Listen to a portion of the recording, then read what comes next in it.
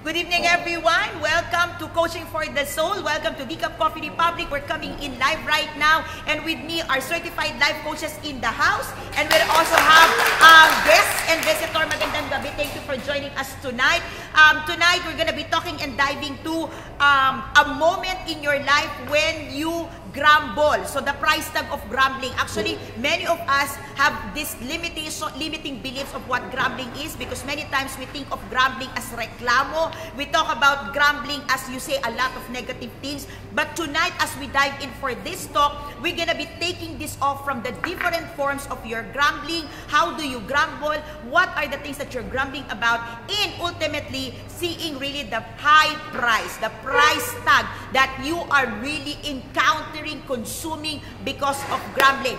If this is the first time we're meeting, I am Master Coach A. Okay, I'm a certified life coach. Okay, I do coaching professionally, do things I do. Okay, I empower people to live beautifully by empowering you mentally. Okay, so you can stay alive and live beautifully. And I'm also representing the Life Coach Training Institute that is based in Dallas, Texas, USA. And in behalf of the Institute, I do global expansion program. I do certification classes here in the Philippines, not only in Manila, but in different parts of the country. So just in case, okay, you are interested to be a certified life coach, you want to do coaching not only as a full-time, not only as a part-time, but maybe just because for yourself, because you need coaching yourself, then this is the best venue, this is the best tribe. I encourage you to get in touch with no other than our operations manager, Coach Rizel, 0917-586-1661.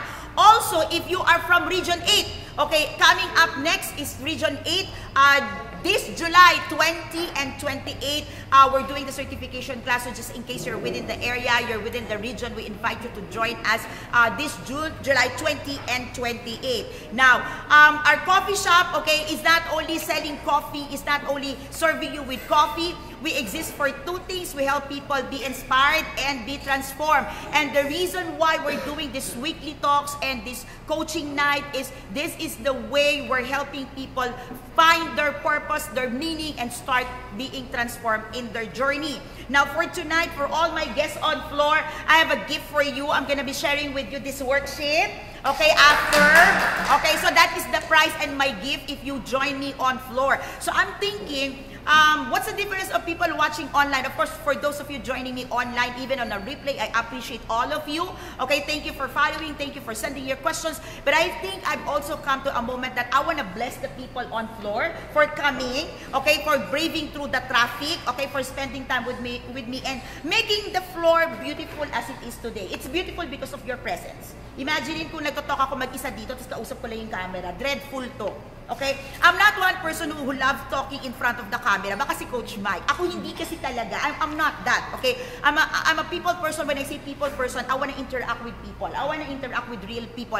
And so, totoo po yan, hindi po can-sound. Palakpak tayo, coaches. Yes? Totoo po yan. So, just in case you're within the area, okay, I'm going to be sharing this worksheet, okay, coaches. This will serve your purpose kasi this is also the first time you're getting this. So I'm going to give all of you a copy after this, okay? And I want to spend more time discussing this with you, kaya mabilis lang yung talk, okay? So, but if you're online, okay, you're watching me online, and in case you want to break through in life, finally, di ba yung pagod na pagod ka na, paulit-ulit talaga ang gulo-gulo ng buhay.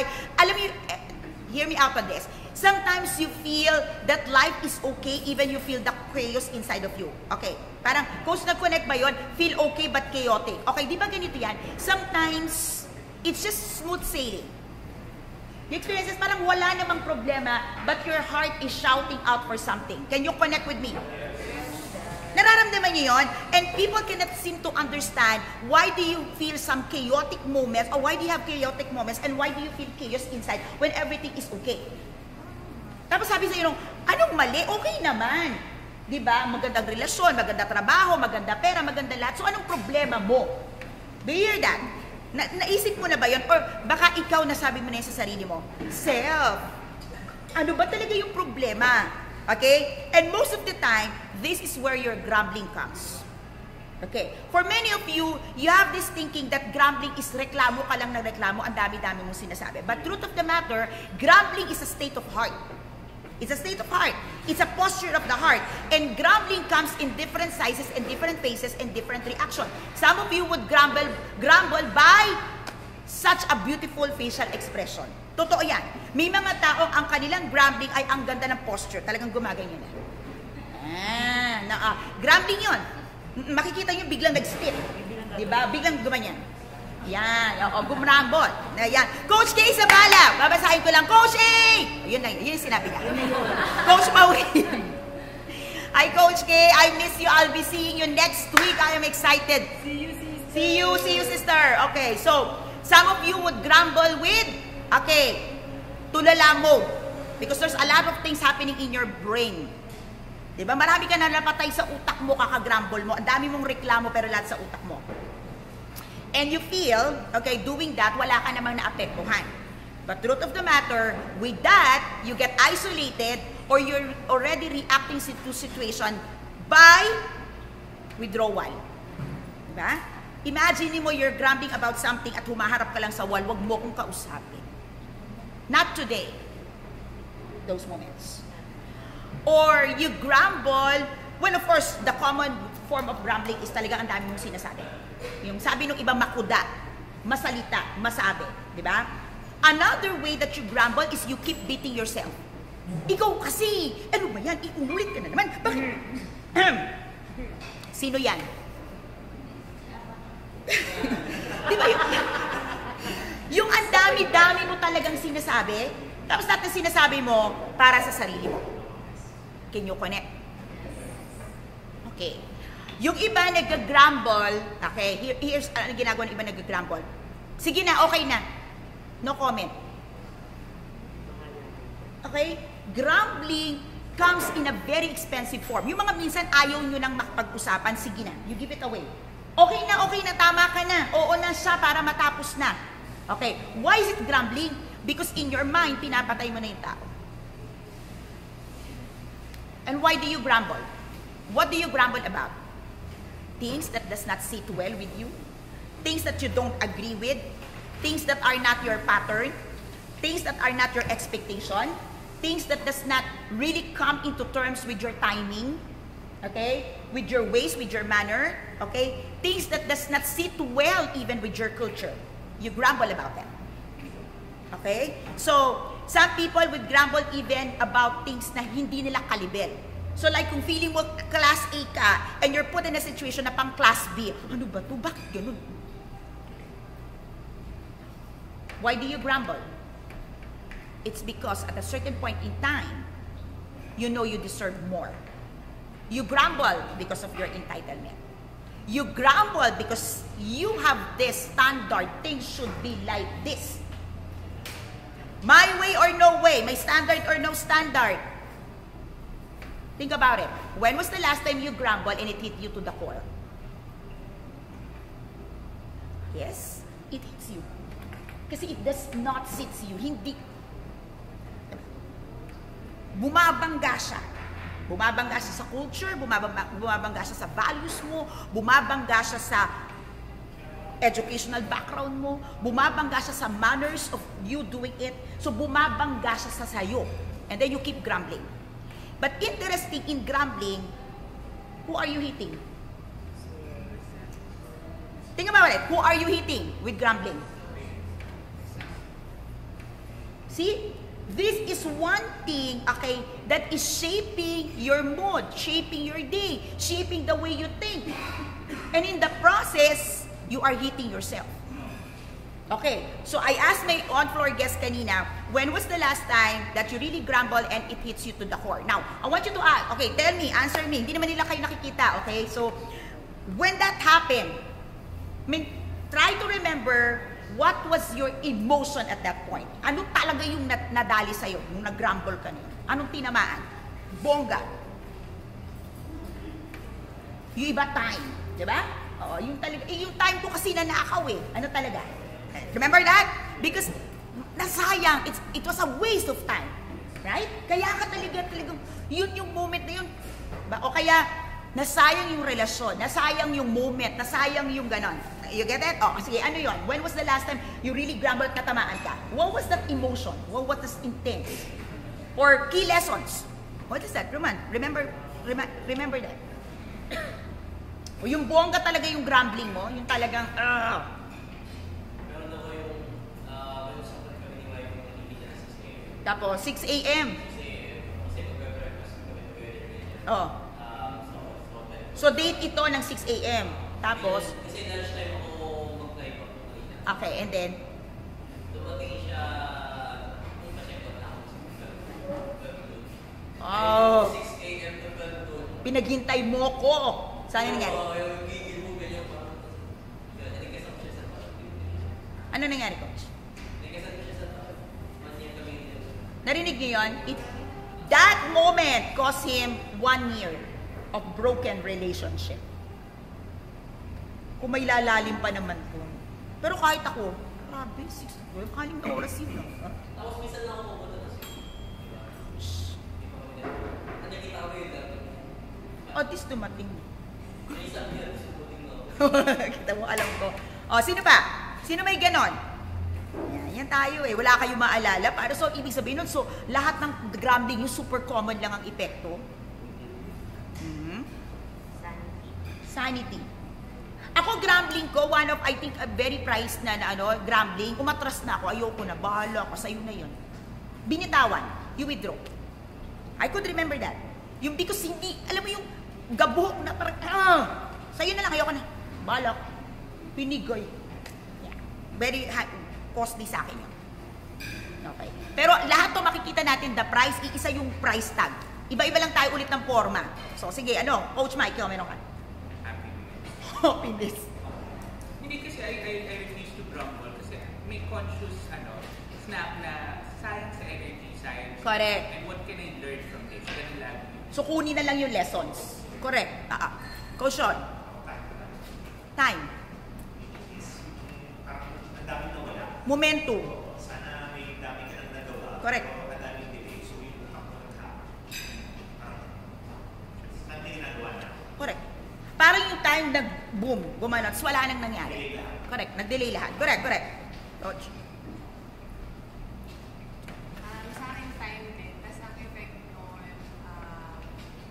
kasi meron din ako hindi ko may party. Nakikita ko kasi na may party dapat ako gagawin ko. So parang, sa halimbawa yung time ko yung nanakaw. Yes. Ngayon, ang ginagawa ko na is dapat may dala akong gagawin doon. Halimbawa, makikipagkita ako, may libro akong babasahin or basta may gagawin ako kasi... To keep yourself busy. Yes. Kaya dun sa pag-antay ko, at least may nagawa ako kasi laging ganun yung problem ko eh, parang sinayang mo oras ko. Tapos parang nag-visit ako sa kanya kahit hindi ko masabi. So yun yung naging... Ako gusto ko yung kay Coach, yung sinasabi mo kanina, yung sa etiquette. Okay? Kasi my mother is a Spaniard, no? So I was raised in a culture where cubiertos, alam mo yung talagang lahat nakaganon. And dun talaga, so if it doesn't, parang pag binakita kong wala doon sa aming etiquette, manners, yung ganon, withdraw. Sayang. So ayoko na. So, like, I grew up in a family ng may serving spoon. Alam niyo serving spoon? And the serving spoon, you have to use it. Okay? Kahit dalawa lang kayong kumakain. Kahit nga ako lang kumakain, may serving spoon. Okay? So, and somebody really mess up with the food, get something from the serving plate without a serving spoon, I'm not gonna eat. Yeah. And, at worst part, I will just stay away. And I lose it. So yan, dadali din ako yan yung mga ganun kasi meron ako mga ganung parameters. And it also speaks of the way I used to be, okay? I used to be how I see people. So if their manners, their conduct does not sit with me, parang iba. So, and I would really grumble in my mind. You know how I grumbled? Bakit naman yun? Ano ba yun? Bakit hindi mo naiintindihan yun? Bakit naman? Pero ano lang yun? Withdraw. Coach Rumen, may gusto ka bang sabihin? Andito ba tayo?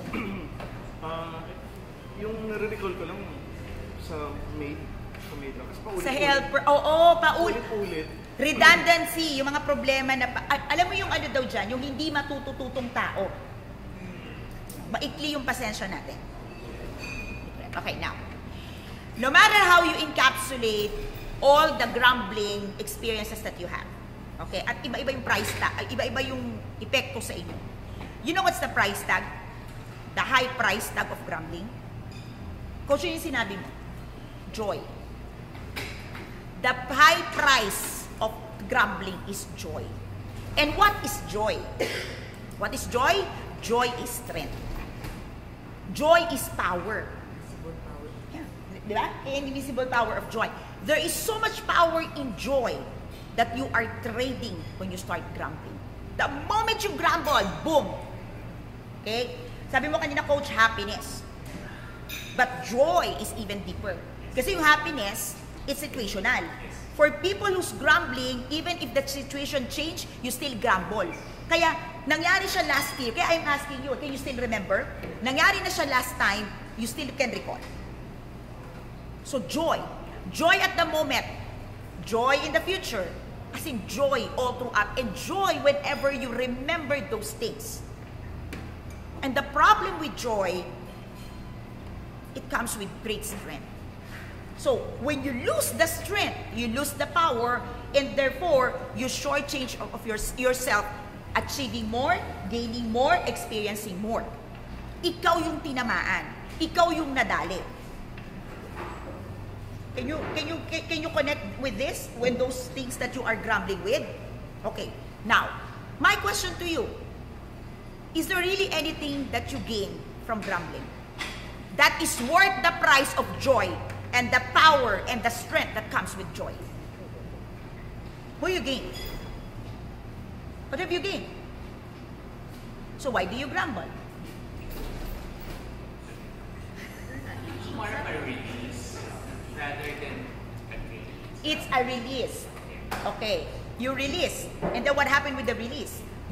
You let go of joy also. I like it. I like that. You see? I like what Coach Mike said, okay? To you, you pick it up just a release. But you see, when you release, what have you released? Because the release becomes like venting out. The release becomes complaining. It's whining, diba? So, you see, you are having this thought that at least, I got it off. But, exactly what? Coach K, ay, may sagot. Self-harm is grumbling pala, Coach A. What do you think? Love you, Coach K. See that? You are giving all those things as an excuse.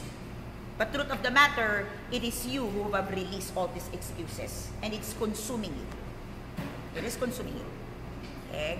So, I'm gonna give you 3 points to think about tonight. Okay? It's not a tip, but I want you to think about 3 points. Okay? Of course, if you're watching online, you're not getting this. Okay? So, what are the 3 points I want you to bring home? Okay? The questions that I want you to ponder at this moment in time as we come to close. Okay? Number 1. Okay? What is one guilt in your life that you cannot let go and you're still grumbling about today? Guilt in your life. What are you guilty about? And you still grumble when you hear that, when you remember that. What is that? What is one thing that you're grumbling today because you are fearful of one thing? What are you grumbling today because you are fearful of a particular outcome? Because it happens. You grumble when there are new opportunities because you are afraid that you will fail. You're getting this? Okay. Balikan natin yung isang example kanina. My first question kanina, what is it? What guilt do you have in the past that you're grumbling? Okay. Sana ginawa ko. Sana nandun ako. Sana sinave ko. I hope I did this. But that is past, right? So what is that? And why do you keep saying that? It's what you said kanina. Lalo na kung meron ako dapat nagawa. When I thought, that's guilt. I hope, kasi alam ko may dapat akong ginawa eh. I could have saved the day. The heroic part. I could have changed the atmosphere. I could have made a difference. I could have explained. Alright? I could have rescued the situation. And you're guilty because you were not able to do it. And you keep still grumbling today. What is that thing? Huwag na po kayo mag-isip ng madami. Just one thing is enough. At least, after tonight, you can release yourself from there. Today, what are you so fearful that you keep grumbling when things happen? You see many people grumble with opportunities. Ito na naman, ayan na naman. Paulit-ulit. Look, people also grumble about discipline. Ako na naman ang mali. Bakit? Now here's the thing. When it is recurring in your life, obviously, a lesson is being taught. See? You're losing the joy and you're losing the power to be changed, the power to be transformed. So what is one thing that you are feeling today? Like, I don't want this to happen. I'm fearful about it. Some people are fearful of encounter, personal encounter. Okay? And you call it, I don't want, confrontation. But truth of the matter, you just don't want to encounter the truth about the situation. It is not a confrontation that you don't want. It is you, okay, getting into the meat and the substance of the real thing. That's why you're avoiding the talk. You are avoiding the encounter. Agree, disagree, connecting, disconnecting. If you're watching, you can give me an emoji. And finally, what is it that you keep grumbling about the future? The future. Sabi ni Coach Mix, pwede ba mag-grumble about sa future? Oo. Oo. Think about it. Think about it. Ano yung mga ayaw na ayaw mo in the future? In-anticipate mo na lahat ng distractions. Grumbling, di ba? Isn't it there are things that you have already anticipated that will not happen? Ito na naman, nangyari na to. Ay naku, yun naman, wala namang pag-asa yan. Uulitin lang naman yan. Ay, ito na naman. Sounds familiar? Isn't it that's grumbling? At a certain point in time, you don't even want to participate and you don't even want to cooperate because you have already anticipated that that thing will happen in the future, correct? That's grumbling. So think about it. When you talk about the past and you're guilty about the past and you're grumbling about the past, is there something that you are winning? Is there something that you are getting and gaining about it? Nothing. You lose the joy. Coach, mali nga, bakit may joy? Because every experience can bring you joy if you learn the lesson. But you never learn the lesson because you're grumbling about the situation. You're missing it. Today is a gift and a present, correct? That's why you call it present because it's a gift. How can you enjoy the present if you are full of fear? And because of that fear that you cannot express, you just grumble. Correct? When opportunities are presented, you grumble about it, you complain about it, you whine about it. When corrections happen in the present, you reject it. And you grumble. When you are being trained, you are being nurtured, you are being given new opportunities, new learnings, you reject it. Because again, you're fearful that something might come out of it. Sometimes you say, I might fear of not making it, failure. But you know what? On the other flip, the flip side of that, you are complaining because you don't want to be changed. It's your arrogance, pride. Pero tinatago mo lang, kasi baka mag-fail ako. Baka hindi mag-work. O ayaw mong tanggapin na babaguhin ka ng proseso. All you're saying is, sabi nila false humility daw yun. To me, it's arrogance. Then fail if you must, but fail forward. Every failure is an opportunity to learn, so you will grow. So, check it out. What is it today that you are fearful and you're grumbling? And talk about the future. How many times that your anxiousness about the future, okay, is snatching the joy of anticipating what is tomorrow will bring to you. Okay? You know, I would always say tomorrow may never come. But for all of you, tomorrow never comes. Because when tomorrow comes, you again worry about tomorrow. When another tomorrow comes, you again worry. So tomorrow never comes. And I want you to understand that tomorrow will only come if you receive in your heart that tomorrow is a brand new day. A brand new opportunity, a restart button, a push button that say, hey, today is a great day. Let's begin again. Hindi magkakamali rin ako ulit, coach. Wonderful. You hear? Can you hear yourself? Can you connect? You know, your soul is the life inside that body. And if you keep killing your soul because you keep extracting the joy, you are killing yourself by getting the power outside of that body. Joy gives you the strength, gives you the power. And if your body is not powerful enough to take responsibility, not powerful enough to make the change that you need to change, to face tomorrow and to enjoy what life is bringing you, then you're not living, you're just breathing. You're not living, you're just trying to take another breath and breath and breath. I mean, humihinga ka lang. It's just a breathing. Surviving. But it's not working. Things may still be working at this point in time. Things are still recoverable by this time. Things are still full of hope. But you're losing the opportunity of today because you're grumbling about the things that you are fearful about. Think about it. What are the things that you're fearful about? Okay? If you don't want to handle, if after tonight's talk, all you want to handle is one thing, then let it be the present. What are you fearful about? What are you grumbling about? At the end of the day, take care of your soul. Without the soul, there is no life to the body, and you will be lifeless even if you're continuously breathing. Good night, everyone. This is Coach A. I'll see you on Tuesday for Kapihan Night. Bye-bye!